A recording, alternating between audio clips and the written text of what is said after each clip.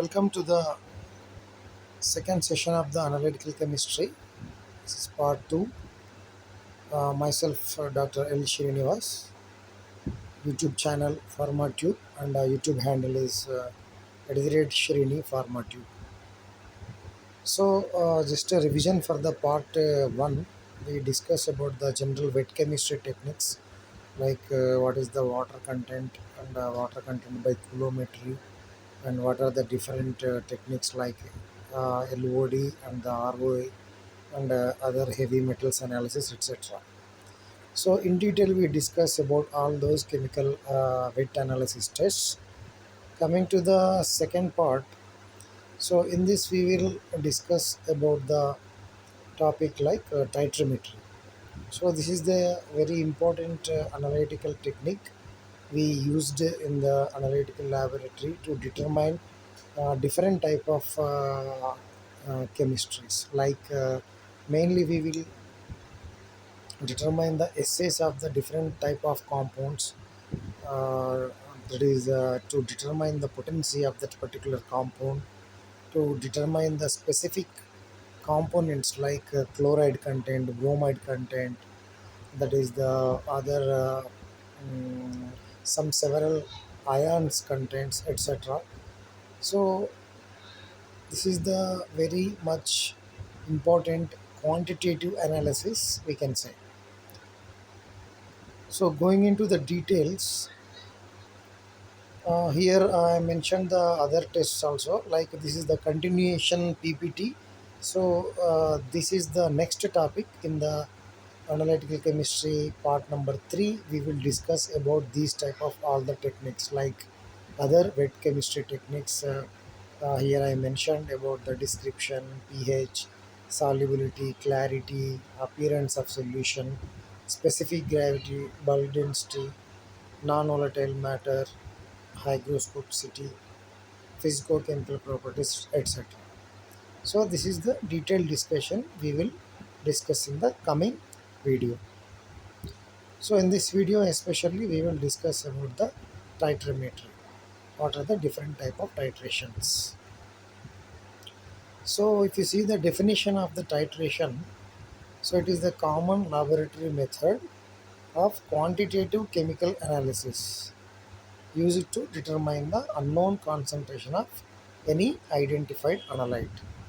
So by means, mainly the technique will use it to quantitate the content or the analyte whatever you are given in the lab.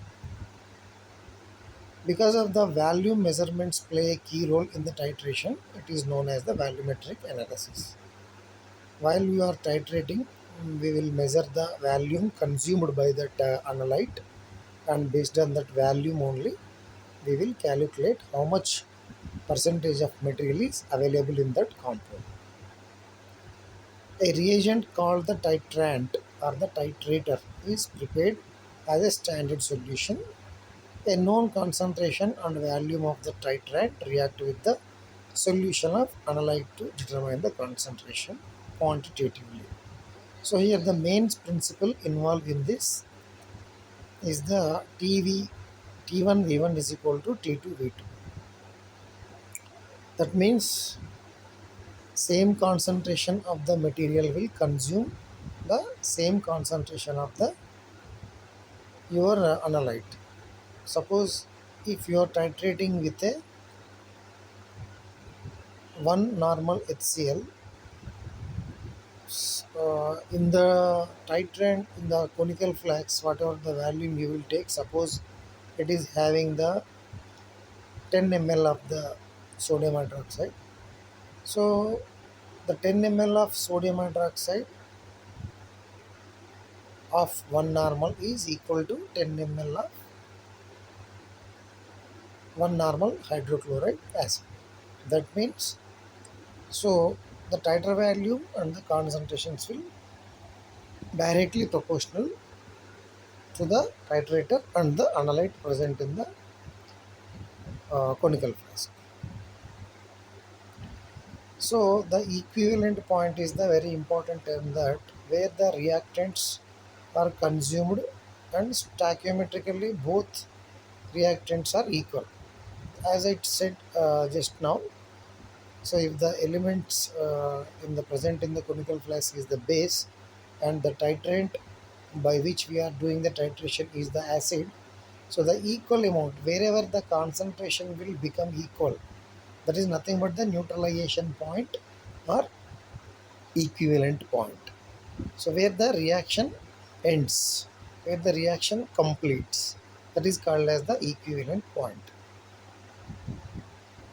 So an indicator that change its color around the equivalent point, such as the phenolphthalein, which is the colorless in acidic solution but pink, turns pink in the basic solution. So if you see the phenolphthalein, when you are add in a acidic solution, actually it is the colorless white color, some type of precipitate white color, because in acidic condition the color of that indicator is the transparent. So when it is becomes base, means when you are titrating with a base sodium hydroxide, after equivalence point automatically the solution in the conical flask become the basic. So till equilibration point, the pH is slowly going towards the basic, right? So the at very initial the pH in the conical flask is the acidic, because we will take the acid. So while adding dropwise sodium hydroxide by burette, the acidity in the conical flask is decreasing, and it will going towards the neutral point from the acid to neutral. So once the neutral means 7 pH arrives, the reaction is complete. So after the completion of the reaction, if you add one drop of sodium hydroxide also, the solution becomes basic. So whenever there is a basic condition is availed or available in the conical flask, the phenolphthalein is immediately turns into the pink color. So this is the basic principle of any indicator used in the titrimetric reactions. So if you see the type of titrations, the first one is the neutralization titration, that is nothing but acid base titrations. Second is the non-aqueous titrations, and the complementary titrations, redox titrations, and the precipitation titration. These are the majorly used in the analytical lab. So the titrations can be performed manually as well as by instrumentally also. So if you perform the manually, definitely we have to use the indicator to identify whether the reaction completes or not. So whenever the reaction completes, the color of that indicator will be changes from one color to another color. And if that color is not able to identify in some of the manual titrations, the even though completion of the after completion of the titration, the color will not change, or the change of the color is very critical to identify by a naked eye. So in that situations we will go to the instrumental technique, where we can call it as the potentiometric titration or auto titrator. So where there is no indicator, but how we can identify the equilibration point is, so the technique will act upon the sudden change of the voltage or potential. So whenever there is a neutralization point is there, neutralization point is achieved, the potential will be neutral. And after that neutralization point, whenever there is a slight base or acidic condition is availed, there will be a sudden hike in the potential. So that sudden hike in the potential will be taken as the reaction is completed, and the titer value at sudden increase of the potential or the voltage will be taken to calculate the assay of that particular analyte. So that will be explained in the coming slides. So titrimetry by manual titration is, as I said, it is the observation by a naked eye. So it is an optical detection, manual control, and manual addition. So we have to take the analyte in the conical flask by dissolving in a particular diluent or the solvent, and we will add the indicator, and continuously we will add the titrant from the burette from the top. Slowly drop wise we will add, and after the and by swirling the reaction will be goes on. Whenever the neutralization point is came, after that, even if you add one drop of the solution available in the burette, the indicator will be turns to one color to the another color. So this is the basic fundamental titration we will perform in a analytical lab. So coming to the second type of the titration, that is the potentiometric titration. So the instrument will appear like this. We will have the electrodes in this. Basically electrode will be dipped in that analytical solution, that is the uh, a beaker or a titration jar, where we will take the analyte and we will dissolve by adding some of the suitable solvent, and we will dissolve that, and where we will kept on a one bench or the one platform where the stirrer also, magnetic stirrer also available, and that solution will be automatically stirred. So the complete system is connected to the computer control. Based on that software only we can control all these parameters. So if you are looking the jar behind that, there the titrator we will take, and in by using the small uh, pipes, that the titrator will be added slowly into this uh, beaker where the analyte is present. So whenever the reaction is goes on, the voltage fluctuation will be monitored by the electrode dipped in that. So that electrode will be send the signal to your computer, and the computer will be monitor the voltage or the fluctuations. So based on the voltage fluctuations, the graph will be appear on the screen, and there, once the titration is completed, the instrument will be stopped automatically, and we can calculate or we will measure the end point. We will measure the titer value, and based on the titer value we will calculate the assay or the content of the particular analyte of our target analysis. So here the main parts of the auto titrator or the potentiometers are dosing unit, measuring, and controlling, and evaluation. So as I told, as I explained in the previous version, so one by one, first we will dose the instrument and measure the reading, controlling by the computer, and evaluation of the assay. Sorry. So if you see the graph of the potentiometric titration, on x-axis you will present the volume of the titrant added, the y-axis the signal or the voltage. Particularly we will monitor, sometimes we will monitor the pH, how the pH is changing by adding the value, and sometimes, most of the times, we will look about the voltage, how much it is increasing. So if you see the equivalency point, there the pH is the neutral. So there the change in the voltage is very high. So where at what volume, if the at what volume the fluctuation of the voltage is very high, we will consider that as the titer value, and that titer value we will use to calculate the assay or the content. So the next thing is, what are the different steps involved in a titration, either it is the manual or it is the auto titrator. So first we have to prepare the titrant. So the concentration and the which type of titrant we have to use, based on the type of titration we will prepare the solution. The required amount, either it may be a 1 liter or maybe a 250 ml or a 500 ml.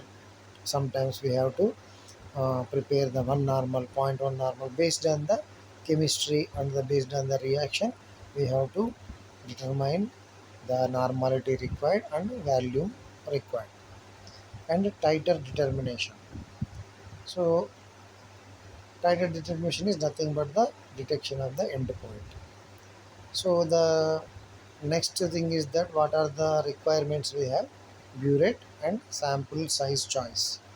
So sample size choice means if your titer value or the endpoint is very less, so it is, so if the titer value at the endpoint is coming at very lower values, the error will be very high. Is it right? Yes. So to minimize that error, you should increase the titer value. So if you want to increase the titer value, what we have to do? We have to increase your sample size. So generally the requirement of the titer value, minimum requirement of the titer value is around 8 to 10 ml. So if your titer value is consumes about 8 to 10 ml, so then the error will be very less. Sample preparation, so that is nothing but how much amount of the sample you have to take in and in which solvent you have to dissolve it. It is a very important. So the sample solution should be very much homogeneously prepared. So if your sample, whatever you are prepared, is not homogeneous, suppose like if the two layers are forming, or maybe the sample is not dissolved completely, so then the erroneous results will be generated. Next, the right electrode choice. So this is nothing but based on the, sorry, based on the type of the titration, you have to choose your electrode.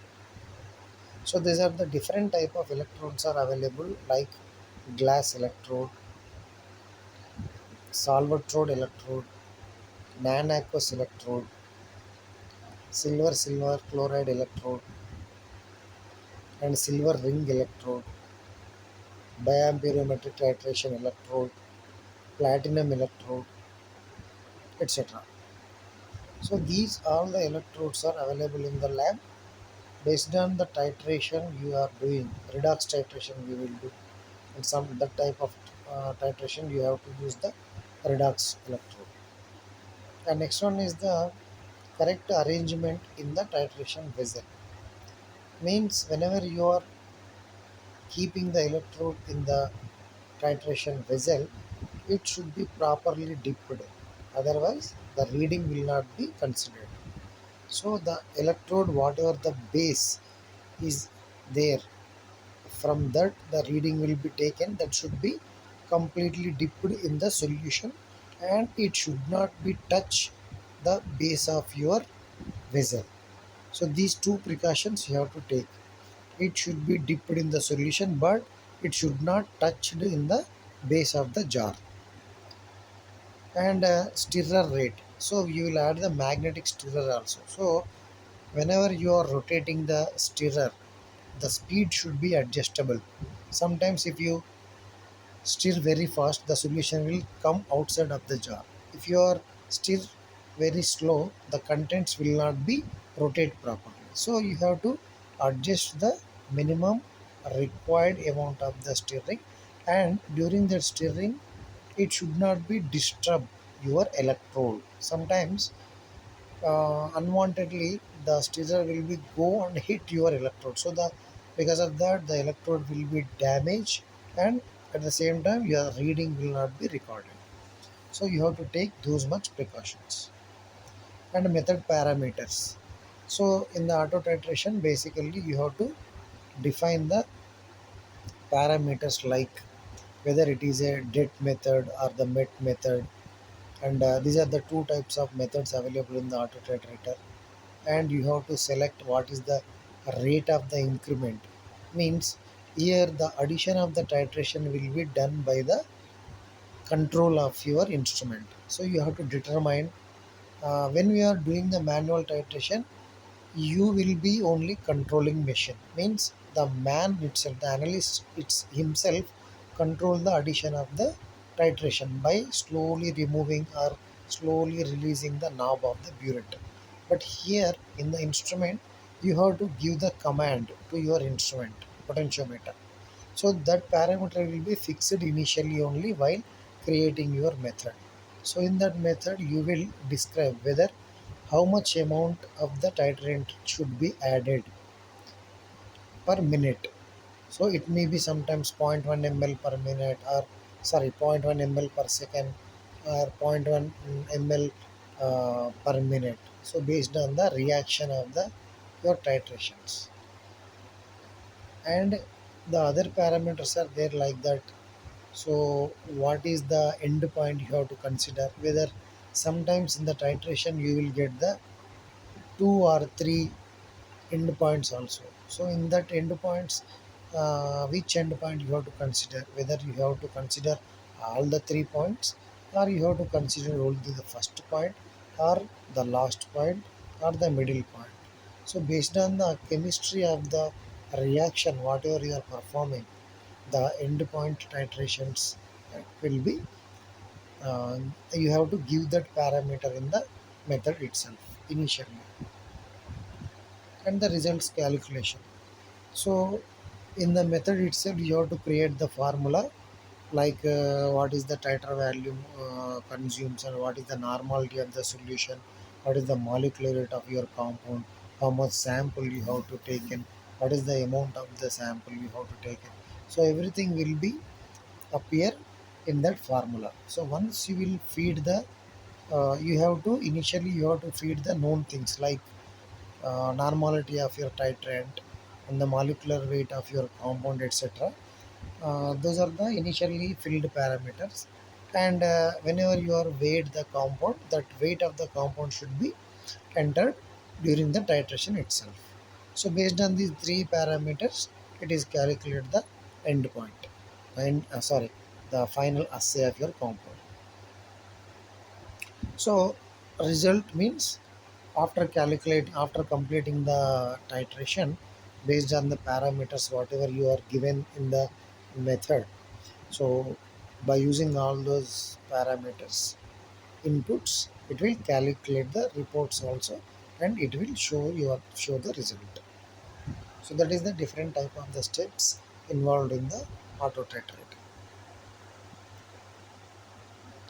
So coming to the next slides, the first type of the titrations is the neutralization titration, or you can call as the acidimetry or the alkalimetry titration. So in this type of titration, it will involve the reaction of an acid and a base with each other. So this is a simple acid base titration, means as I explained, if you see the example like hydrochloric acid will react with sodium hydroxide by resulting the salt of sodium chloride plus water. So it is a very fundamental acid chloride acid base titration. So during this acid base titration, pH of the solutions changes from base to acid or the acid to base. Based on that, we will choose the our indicators. If the indicator is not workable, then we will go to the potentiometric titration, where in this we will use the pH glass electrode. So the next type of titration is the redox titration. So this is the redox titration is the name itself. It is defining the reduction or the oxidation titration. So if you see, the basic fundamental of this titrations is involves the reaction between an oxidant and a reductant, where both of them undergo a change of oxidation states. So it is simply the electrons will be shared between the two compounds. Whatever the compound will donate the electrons, it is oxidizing agent, and whatever the compound will take the electrons, it is the reducing agent. So if you see an example, the KMnO4 is a well-known oxidizing agent, and the iron plus 2 is the reducing agent. So if we combine the reaction of the KMnO4 and iron in presence of the hydrochloric acid, so it will give the manganese dioxide plus ferric oxide plus water. So if you see here what is happened, the manganese gets reduced, means, so it is released, it is donated the electrons. So the oxidation level is converted from the plus 7 to plus 2. That means it is donated the electrons. And oxidation state and iron is become plus 2 to plus 3. So if you see ferrous to ferric, it will become. So here basically the fundamental in this titration is that, so the two components are able to transfer the electrons each other. So simply any two chemicals will not participate in the reaction. So if you want to determine the assay of any oxidizing agent or any reducing agent, you have to select the proper reducing or oxidizing agents. Then only the reaction will be taken place, and you will get the suitable color change. So if you see the iron plus 2 state, it will be having some color, but in the state of iron plus 3, it will become some other color. So based on that color change, we will detect the end point of the titration. So the next type of titration is the continuation for the redox titration is that those are the different type of available of type of reactions in the redox titrations, like permanganometry. Here potassium permanganate we will use as a reducing agent, oxidizing agent. So it will become reduce. As it is oxidizing agent, it will become reduce. Then the dichromatic titration. Potassium dichromate is also K2CrO7. This is also a oxidizing agent. And the iodometry. Iodometry means the titrations, if you use the iodine, it will iodometry. The iodine will be released by a suitable or reducing agent. So you will wantedly add the potassium iodide, and this will be oxidized, and the iodine will be released. That liberated iodine will be detected by the endpoint by using the starch indicator. And one more titration is the iodimetry. So iodimetry is nothing but the titration which are performed with the standard solution of iodine. So where you can titrate by using the iodine solution. So please do not confuse between the iodometry and the iodimetry. Iodometry is where iodine will be liberated. Iodimetry is that the titration will be conducted by a iodine standard. It's very simple.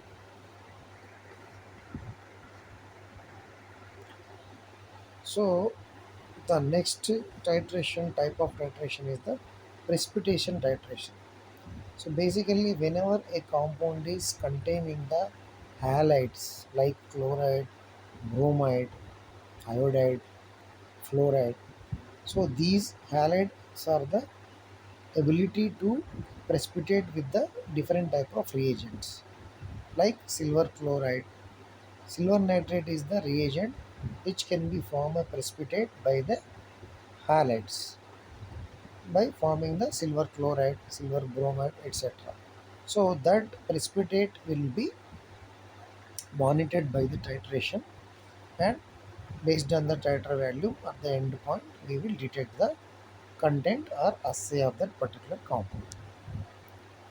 So the principle behind the precipitation titration is involves a precipitate formation due to the reaction between the titrant and analyte. So the example, as I said, it is very simple titration, silver nitrate reaction with sodium chloride. So the precipitate is silver chloride will be formed and sodium nitrate will be dissolved in the form of the solution. So here the silver chloride is sparingly soluble salt of silver is formed in the titration. So coming to the next titration is the complexometric titration. So here in the complexometric titration, basically the elemental analysis means whatever the transition elements is, if it is available in your compound, the transition elements having a unique property that these will form the complex. These are form the complexes by using a complexometric reagents like EDTA. So the fundamental principle involved in this is the complex formation as a result of reaction between the titrant and the analyte. So the example is the calcium plus H2Y2 minus, it is the calcium Y2 plus 2H plus, means where Y represents the ethylene diamine tetraestrate. This is nothing but the EDTA. So the EDTA solution, whenever it will react with the calcium, so it will form the calcium EDTA complex.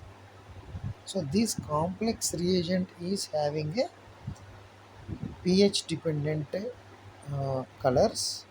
So based on that, the color change will be identified as an endpoint. So basically, the transition elements having this property to form the colors. Like if you see the copper sulfate is having a blue color, so that copper EDTA complex will be formed. So these are the classic examples of the EDTA titrations. So these are the complete content of this tutorial, and thank you very much for your listening. So please subscribe my channel. Uh, Here my YouTube handle is the @Shreni Formative, and my YouTube channel name is the Formative. So this is the second analytical chemistry topic I done for you. Basically, it is the uh, wet chemistry part 2. So as I done the wet chemistry part 1, the basic techniques involved, and in this second video, I covered the titrations, and I will upload the next video also as a analytical chemistry part 3. So where we will cover the other general wet tests and the physical properties. Those two we will cover in the coming video as analytical part 3.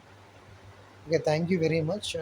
Don't forget to subscribe my channel, and don't forget to uh, make the likes to increase the subscriptions of my channel. So thank you very much, and bye bye.